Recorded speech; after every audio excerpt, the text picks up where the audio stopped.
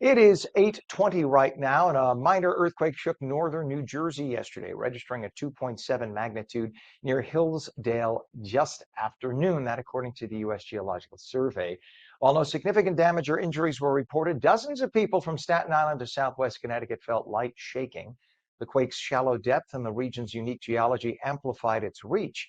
Joining us now is Dr. David Robinson, New Jersey State climatologist and distinguished professor of geography at Rutgers University. Dr. Robinson, nice to have you on. Good morning.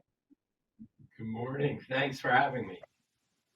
You bet. So a lot of people in New Jersey hear earthquake and they think, what? What? There's never an earthquake here. There are always little vibrations, right? Tell us about what it is to have an earthquake in New Jersey versus California.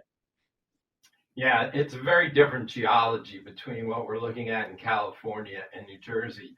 We're in the middle of a continental plate. There's a plate boundary out in California. So what we're dealing here with New Jersey is old brittle rock. We're talking hundreds of millions of years old. But the Earth's crust is not totally solid. There are fractures in it. As I mentioned, it's brittle. And every once in a while, it sets off a tremor. And when it sets it off here in the east, given that the rocks are old, hard, and brittle, the shaking can be felt more pronounced over a longer distance than, say, a quake of this magnitude out west. So that's why they become a little noteworthy. And a perfect example, I guess, would be what just happened a little over a week ago off that Russian island. That is on a plate, right? That's where the two plates meet.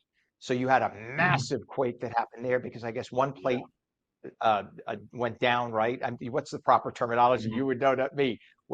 Go ahead, please. Subducted. There's a subduction zone there. It's something called the Ring of Fire that encircles most of the Pacific Basin. And you have the North American and Eurasian plate colliding there. One is going under the other. And that's where you had this massive, massive quake, one of the strongest ever recorded. And in there, you're talking about younger geology as opposed to what we have here in an intracontinental or intraplate, I should say, earthquakes. So they're different animals, but they still shake things up. Right. Would we ever be susceptible to something bigger than, say, a 4 or a 5 magnitude quake in New Jersey because of the geology here? I mean, is anything possible, or are we looking at the reality that because we're in the middle of the plate, not at the edges, that the likelihood of getting anything bigger than a 4 at any time is very slim? Yeah, it's a great question. I mean, in our metropolitan area, we had the 4.8 quake in April of 2024. Back in the 1780s, there was a 5.3 quake. We think there was no seismographs back at that time, and that did some damage in the region. It's unlikely, but there are notable intraplate quakes historically. Charleston, South Carolina, for instance, in the 1880s was devastated by this intraplate quake. So it's not totally out of the question, but highly unlikely that we'd have something that would cause massive destruction here in this area. Yeah, and of course, the U.S. Geological Survey highlights how shallow the depth was of this quake. It was only 8 miles below the surface as a factor in why so many people felt it, right? So I guess the deep, deep, deep quakes, the earth absorbs some of the vibration and the movement. But when you have something shallow, I guess, is that why it was felt by a lot of people in a widespread area, and also because we're not used to it? Well, it's the combination of it being shallow, so the energy was dissipated over a smaller region than something very deep. But it's also, again, that age and brittleness of the rocks here. A quake of this magnitude will be felt over a larger area, or just felt for that matter, much more so than a quake out along the West Coast where the rocks are younger and the energy is absorbed by the younger, softer, if you will, rocks. So, Manhattan is obviously so close, just 25 miles from the epicenter. I say epicenter, little air quotes, epicenter of our little quake. And thankfully, our little quake. Does a quake like this, or if there was an increased number of these quakes, Would that influence the construction laws and rules throughout the region, or do they kind of know, yeah, we could get a 4 or 5, and all the buildings are kind of built to that code? Yeah, I'm not an engineer, but yeah, from what I understand, yes, the bridges, the infrastructure, the buildings in this region are built understanding that a major quake is not a possibility, but any kind of movement must be taken into account. It's much more infrastructure reinforcement out in earthquake prone areas of the US, Japan, globally, we hope. And it's those areas that are not earthquake proofed, if you will, to some degree, that suffer greatly when there are major quakes. And we've seen that in places such as Turkey, Iran, and elsewhere over recent decades. And it's just, I feel like we should have Mike, our meteorologist, Mike Favetta, in for this one too.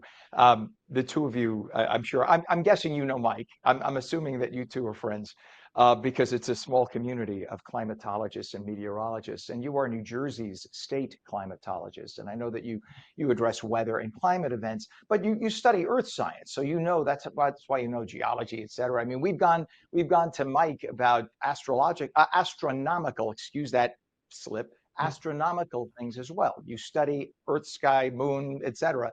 You're about the Earth. So how does your expertise intersect with the understanding of a geological event like this? And what can residents do just to be prepared for the rare seismic activity that could occur every now and then here?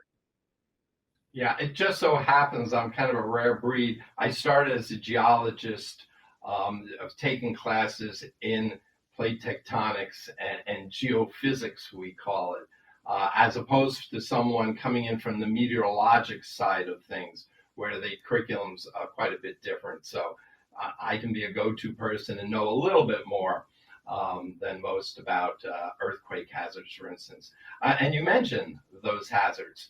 I mean, we're not in an area where I'd say affix everything to your shells and your walls tightly, but we have had these shaking. And back in 2024, there were things that came off people's walls and shells and such. So we should always be aware if you have something quite precious sitting on a shelf or hanging from a wall, you want to make sure that it's up there pretty firmly.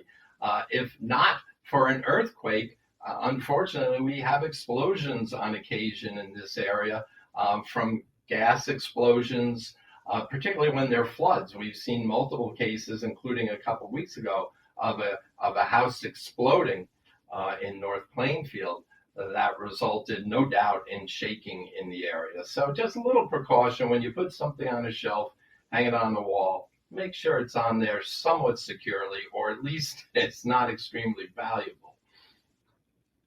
Well, we had the earthquake several years ago, right? Was it the 2011 earthquake that impacted DC, where you had the Washington Monument get structural cracks, and that had to be repaired. It took years to repair that. So it can happen, right? So are they a little bit more situated? Because you mentioned that there was the other quake some centuries ago. Are Charleston. they more situated? Charleston. So is that more of a seismic area than us? Not really. That quake had an epicenter near Charlottesville, Virginia, and we felt it here because of the brittle nature of the rocks up and down the East Coast. Another area besides the southeast area that was a little more susceptible is up through the St. Lawrence Valley. There's some weakness, and then you go west to the Mississippi, right around the Missouri, Tennessee area. And there were a series of major intraplate earthquakes in 1812 that shook bells on churches in Washington, D.C. They were so powerful and actually rerouted the path of the Mississippi River a little bit. So that's the most notable earthquake swarm that areas east of the Rockies have seen historically. So they can happen, but they're rare birds.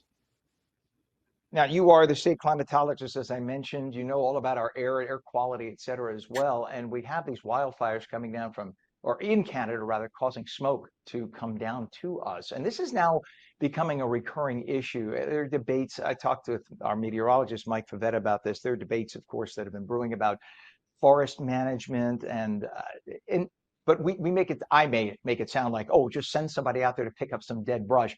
I mean, we're talking about tens of thousands of acres of land. It's not so easy. It's easier said than done, but this is something that has to be done consistently if you're going to prevent this from happening. So what do we do? What steps can we take to protect ourselves? And what should Canada be doing to maybe help reduce the number of wildfires that they've been having? Yeah, there's really not a lot you can do when you're up into the very, very lightly populated, what we call boreal forests, forests north of the plains and below the tundra further north.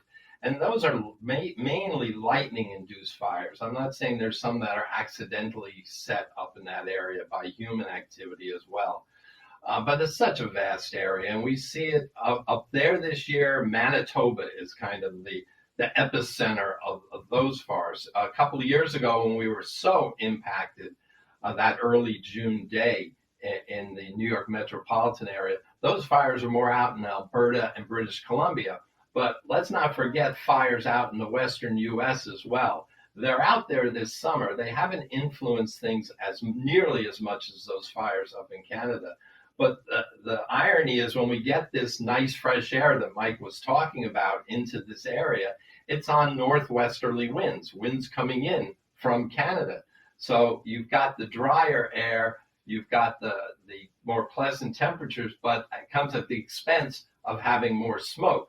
Next week, when the winds become southerly and bring in that hot, humid air, it's probably going to reduce the smoke hazard here in the east. And it's all over the place. I just returned last evening from Minnesota, and over the weekend out there, visibility on the ground was only a couple of miles at best. And they have been talking about the smoke all summer long out in the upper Midwest. That is significant. I'm sure, you know, I said with Mike earlier, if there's any good that came through COVID, it's the learning of masks and the N95 mask, et cetera, and the KN95. This is the time to break out that pack of masks, the N95s, right? If you have breathing issues, asthma, COPD, you need the KN or N95 mask to get that particulate matter if you're going to be outside for any extended period of time. To prevent inhaling all of that particulate matter until this blows over. That's the only good thing I could think of that came out of it. And that and washing your hands more often.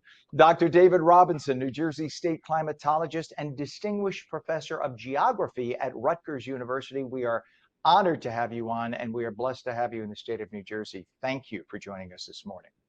Thank you. My pleasure. You bet, sir.